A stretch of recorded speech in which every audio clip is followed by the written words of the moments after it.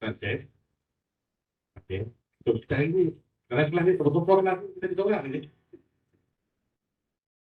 Kalau disorang ni sampai. Kata macam mana Okay. Okay, kita nak share tajuk berkaitan dengan blue ocean strategy. Sebab ada kena-kena dengan soalan yang akan keluar dalam test yang akan datang 2015 bulan. Okay. Telah diselaraskan. Saya ada 2-3 soalan je tak macam.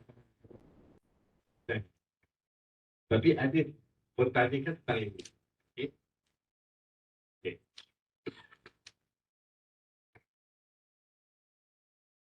Okay. Apa tu yang dikatakan sebagai blue ocean strategy?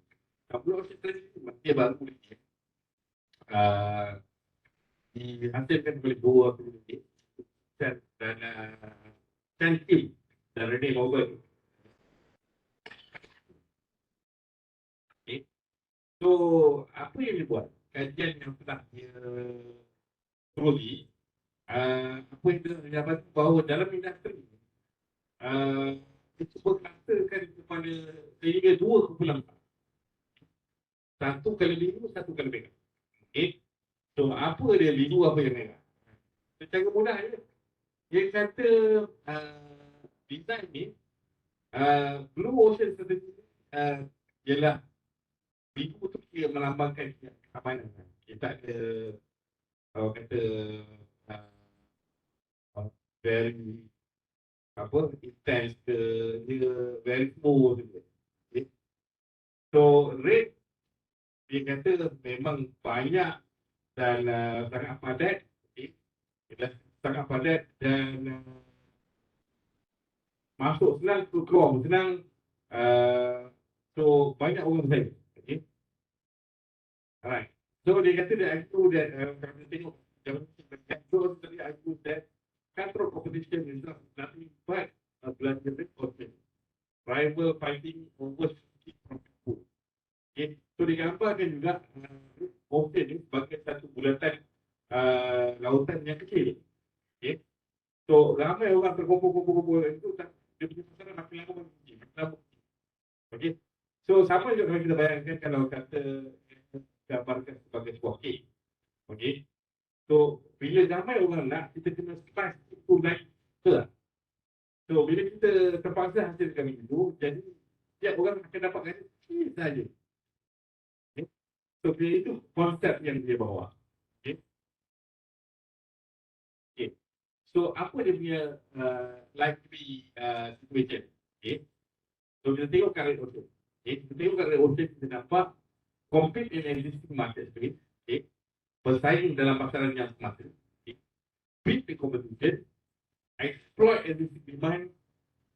Make the cost value trade-off. Okay. Align the whole system of a with the strategic choice for low cost.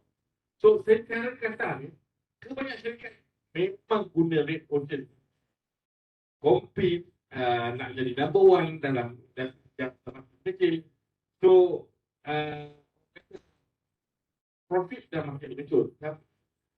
Masih lagi orang berminat nak bersaing dengan orang. So they try to beat each other dan dapat.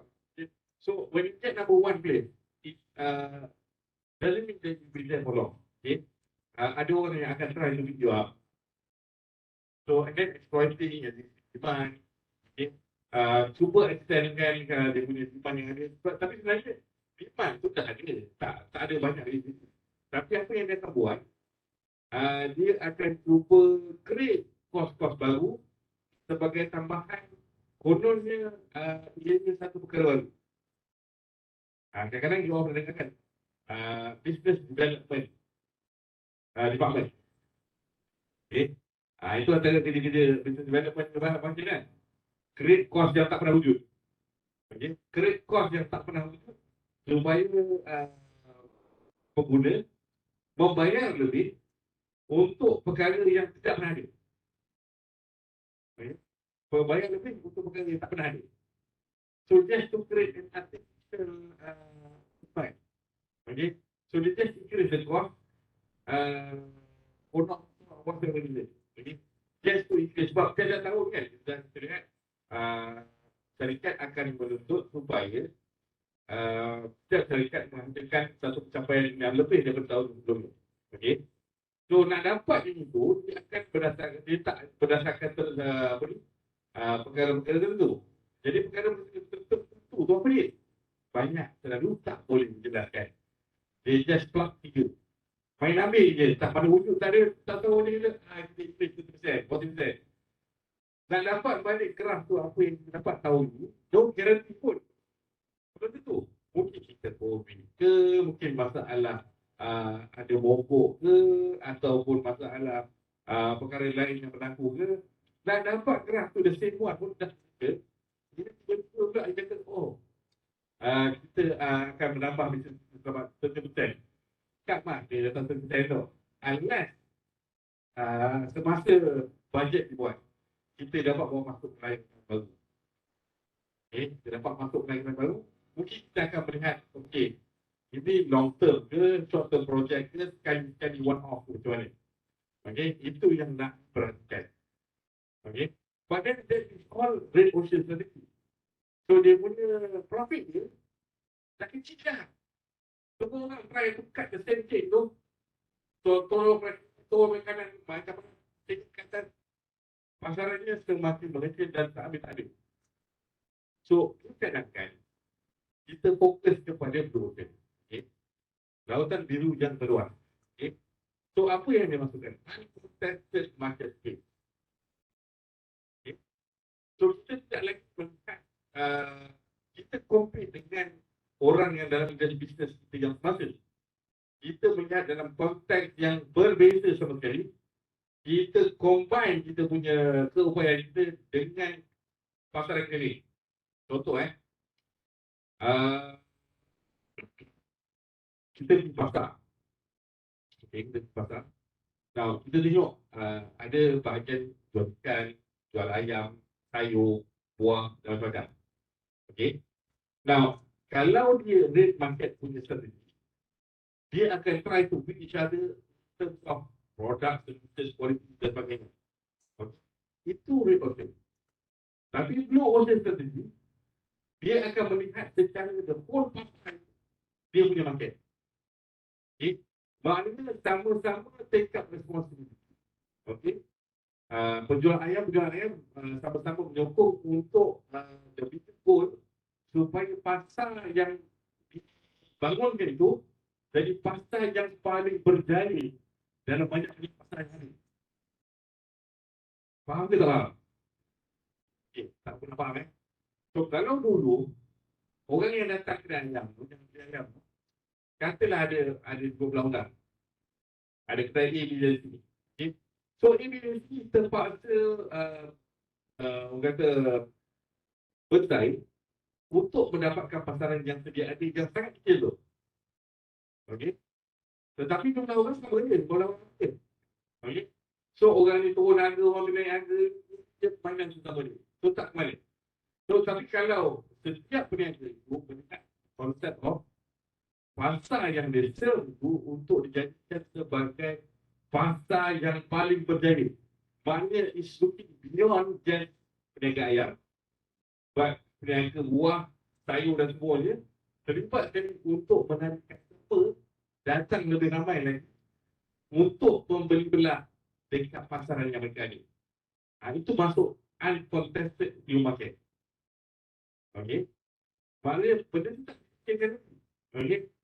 Satu gandingan antara usaha-usaha yang ada itu untuk memajukan pasaran yang dia ada. To make the best market of all. Second, dia kata make competition irrelevant. Jadi dia sama-sama berganding bahu untuk mendapat pasaran yang banyak. So instead of you fighting for the 15 yang datang ke hari itu, why not you try to untuk 50 lagi nak datang. Okay, 50 lagi nak datang. So it's a matter of you buy berapa orang customer sana dan sebagainya. Okay. Create and capture new demand. Okay. So, bila kita fokus pada pasar itu sebagai fokus, kita dah create new demand. Kita tak cerita lagi pasal pasaran ayam dan sebagainya. Kita dah cerita pasal survival pasar itu sendiri. Okay? Now, kalau ada pernah ingat nampak Kuala Lumpur satu shopping mall dulu pernah dicadangkan untuk musnahkan untuk dibangunkan satu mall yang baru. Tetapi pihak penjual yang ada di situ they start to bank up together. But it's rather too late. Okay? So bank up together untuk cuba nak dapatkan pasaran itu supaya berkembang, it was really too late. Sebab you are fighting the government. Sebab government kata, kita nak tarik balik tanah tu untuk dibangunkan untuk new mall. Okay? So baru dia bank together. Kalau sebenarnya orang tawar aku, orang jadi orang. So sama bersaing. Okay, sama-sama bersaing. Ini yang orang kata kalau bersih Melayu tu dia akan kata dia adalah pasang pelaris itu.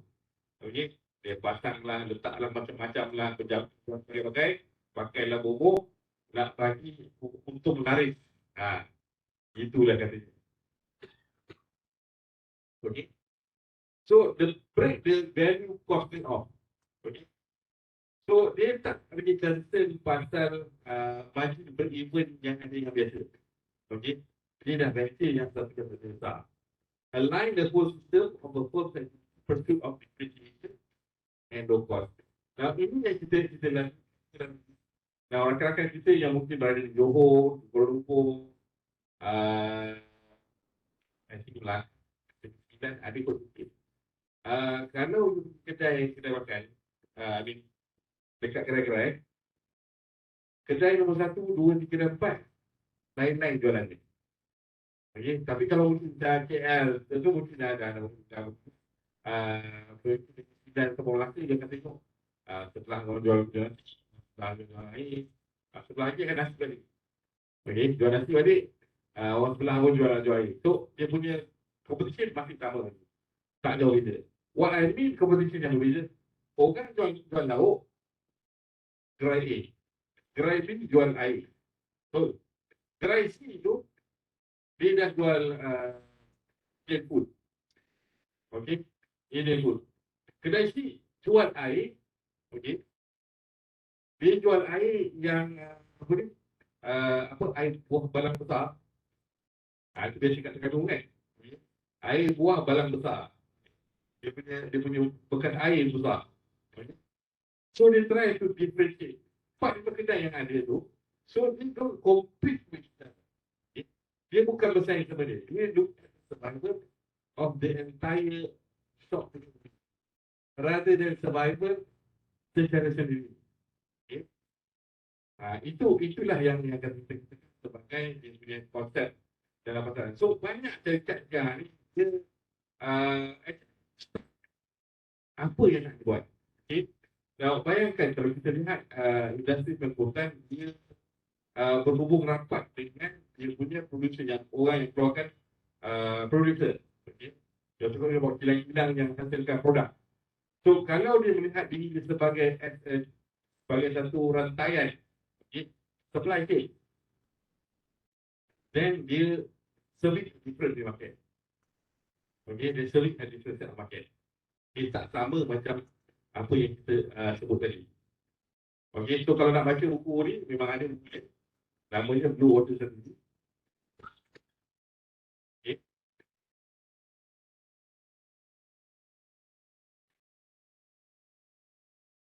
Okay. Kemudian kita nak cuba lihat something else.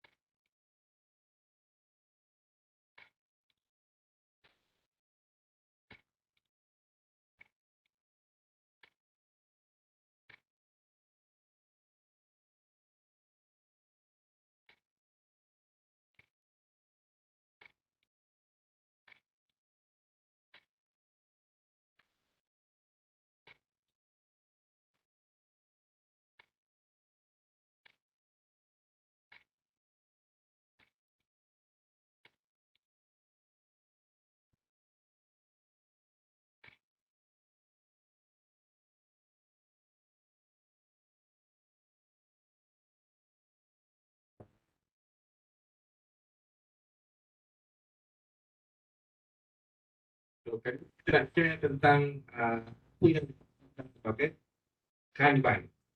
Okay. Now, this is another Japanese method of kan. Yang mana kaedah ni dah berhad pada untuk mengurangkan pembaziran. Okay. Pembaziran in every single term. Pembaziran masa, resources, anything yang melibatkan pembaziran it must be quantified. Okay. Dan harus dibuang. Okay. So, dia hanya menerbitkan pada operasi yang benar-benar berkaitan dengan syarikat yang boleh membawa keuntungan.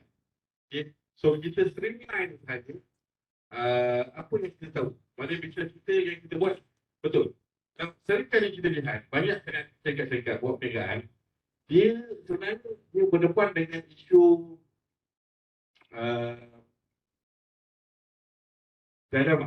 dilema yang mana apa yang perlu dibuat. Okay. Contoh, kita pergi kedai makan, kita tengok dalam menu dia ada lebih sampai 100 types of menu. Okay. Almost 100. So hari-hari dia terpaksa spend resources beli lebih, kalau bayangkan 100 dishes kita buat, sayur, santan, segala apa benda yang nak beli, that is double.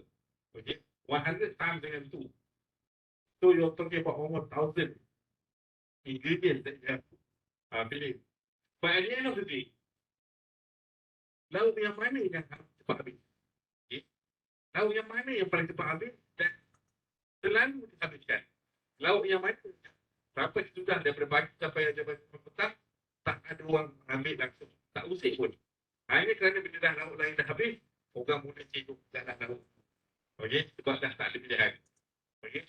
Now, itu kalau kita ambil contoh dengan McDonald's. McDonald's dia buat burger saja. Okey, burger ayam, burger daging. And then dia ada buat burger Big Mac. Okey, lebih dua. And then one more version dia kata cheeseburger. Okey. So dia punya produk is just burger saja. Okey. So kalau kata dia nak adakan variasi itu, dia ada variasi, dia kata dia go streamline, mungkin dia ubah kat sauce, dia ubah dia punya daging burger dia tu dia ubah sikit. Okey. Ban tu pun dia ubah sikit.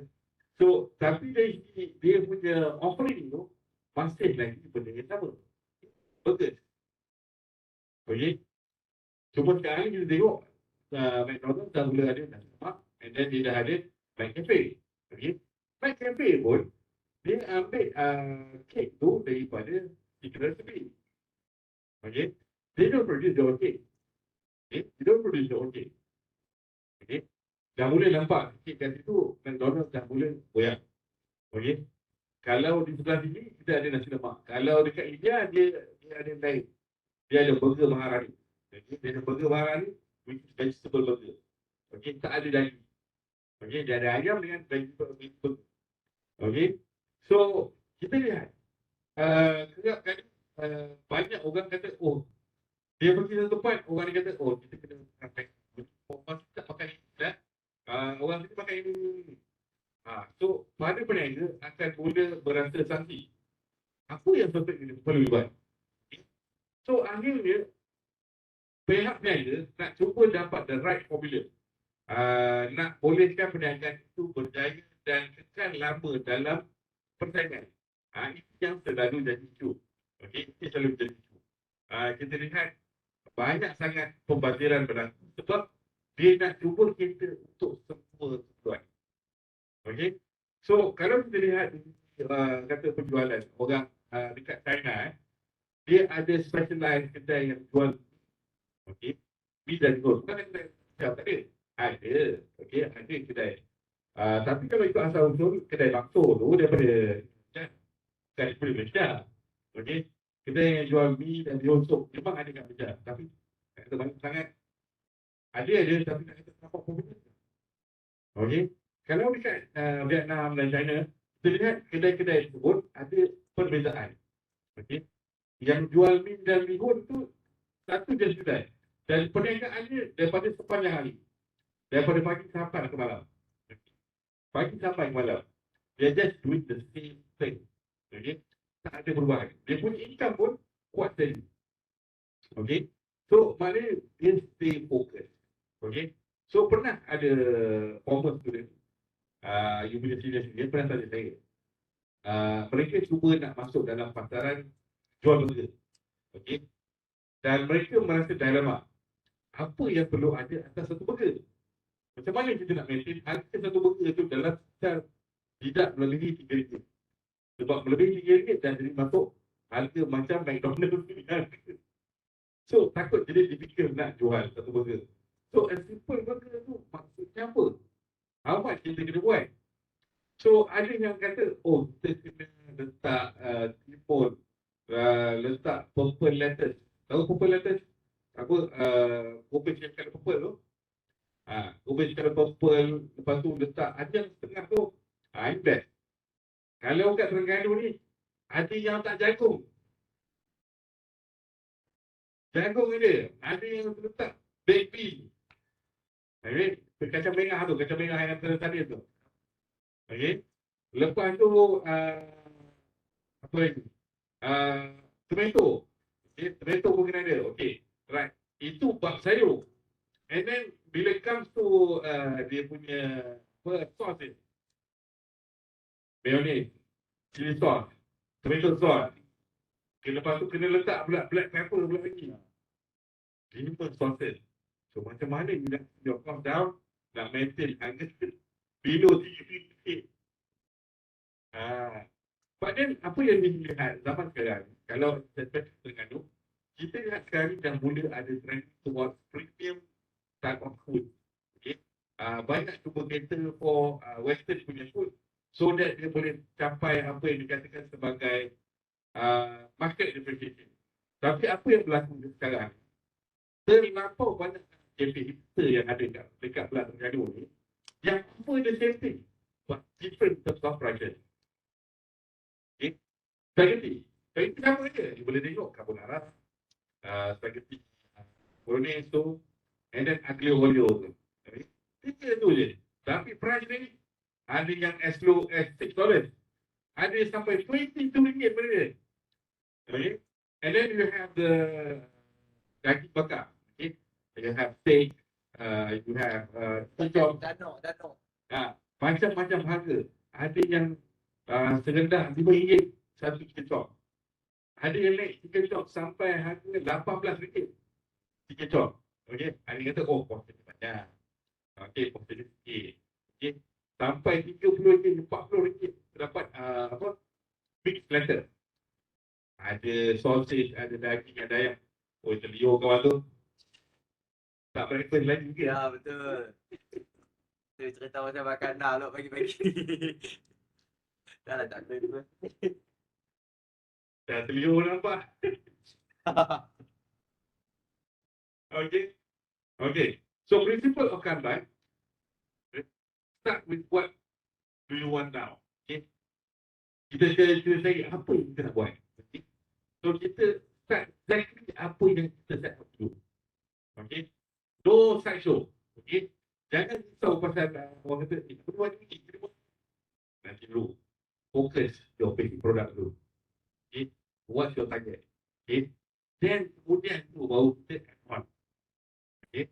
Baru kemudian kita baru add on. Okay. So, dari segi practice ya. Now, ini lebih kepada pengurusan untuk pembuatan. Okay. Syarikat pembuatan. So, visualize the workflow, limit the work in progress, okay. Manage the flow, make process policy explicit. Okay. Maknanya, contoh number 4 do things once. Buat sekali je. Jangan buat 3 kali. Maknanya, do it right the first time. Okay. Tak ada ulang-ulang ni lah. Okay. So, feedback loop and then improve collaboratively. Okay. Kita lihat secara perkumpulan dia punya the whole thing. So, the 6 practice ni, kita lihat, kalau kita dah boleh tahu, okay, workflow dia macam mana. This is what kelebihan pada McDonald's. Dia adalah legend fast food service. Okay. Fast food delivery service. Okay. Dia boleh jamin, daripada dulu lagi dia jamin, They can serve out burger less than 3 minutes. Okay? Less than 3 minutes, dia punya standard. Daripada order masuk, dia masak dan sebagainya, siap letak semua sos dan sebagainya, 3 minit. Serve. Dalam masa 3 minit. Okay? Limit the work in process. So maknanya kita division kan kerja-kerja kita. Okay? Section untuk potong bawang, potong-potong ni dah ada satu section. And then dah siap. Okay, yang mana bahagian yang perlu sentiasa top up, sentiasa di top up. Okay?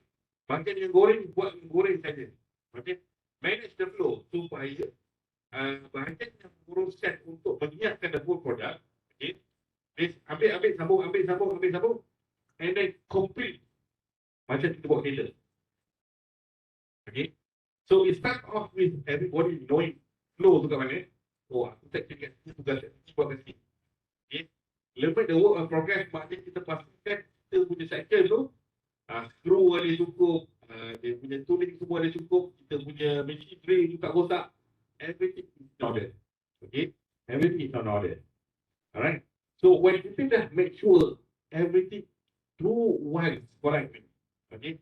So kita try to limit kereta tu punya error. Okay? Maknanya kita cuba kurangkan prosedur tu untuk berlaku error. Now, bayangkan you all macam dalam kapal terbang kan. If you notice, pilot dia kena baca dia punya checklist. Checklist untuk prior to take off. Checklist sebelum push off. Lepas tu dah naik atas runway, kena baca lagi checklist. So kerja dia asyik baca checklist je. Okay? So they go through checklist every day and every time. So they pakar dalam checklist. Masalahnya bila anda berdepan dengan krisis. Okay? Kapal terbang zaman sekarang ni mungkin dah ada A380 tu, dia ada kamera drilling kapal terbang tu. Jadi dia boleh tengok mana dia punya ekor dia dicabut ke apa ke, dia boleh tengok lah. Okay? Tapi kapal terbang yang lama, bila something goes wrong, dia terpaksa go through checklist. Okay? Captain kena try and control kapal terbang. First officer kena cari dia checklist. Okay, checklist fix this one. How many seconds do you have until the plane crash? Okay? But expert akan kata, oh, once the end, you don't worry. Okay? Jangan risau bila ada kat atas udara tu. Tak payah risau lah. You still have time. Okay, you can manage properly kapal terbang. Tak akan jatuh. Yeah, fine. Kalau you masih boleh terbang straight. Kalau dah berjunam terus dia tu, you ada berapa saat ke, macam mana tu. Nak buka checklist nak macam mana. Okay, nak ucap dan saya jawapan dan sebagainya. WhatsApp dulu. WhatsApp pun kapal terbang dah hancur.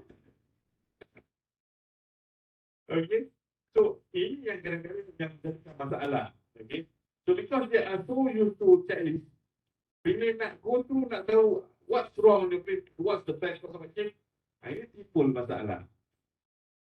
Okay, so sama juga dalam industri perkapalan, kapten kapal dan first officer, even officer tu, WTO, they go through the same procedure. Okay, tanpa visual aid yang lain, dia tak tahu what's really going on. Dia terpaksa call orang ke dalam kapal, dia kata, what's going on? Is there anything yang visual infection? Kalau kapal kecil tak apa dah, boleh tahan. Ini kalau kapal besar, berapa orang nak keliling, nak lari keliling tu. Kalau kita tengah mana, lepas tempur, kita keluar. So, macam mana? So, they have limited option tu yang dia boleh buat. Okay? So, saya stop off kat sini. Okay? So, saya dah bagi dua bagi orang tentang apa tukar ban and what is blue ocean. Okay? So, yang blue ocean confirm keluar dalam exam. Yang kampan saya tak cuba lagi. Test. Sampai. Okay. Alright. So, sampai di sini saja kita punya sharing of session. Ada soalan lagi kan? Soalan yang dah ditanya? Kita tanyakan dulu. Boleh dah letak box. Okay. Ini memang rekod. Saya 20 orang dalam kelas, tapi yang hadir ada seorang saja. Nasib baik tu. Kalau tak ada juga Saudi, saya seorang-seorang. Tapi biasalah kan. Macam kelas-kelas mana yang Tak apa.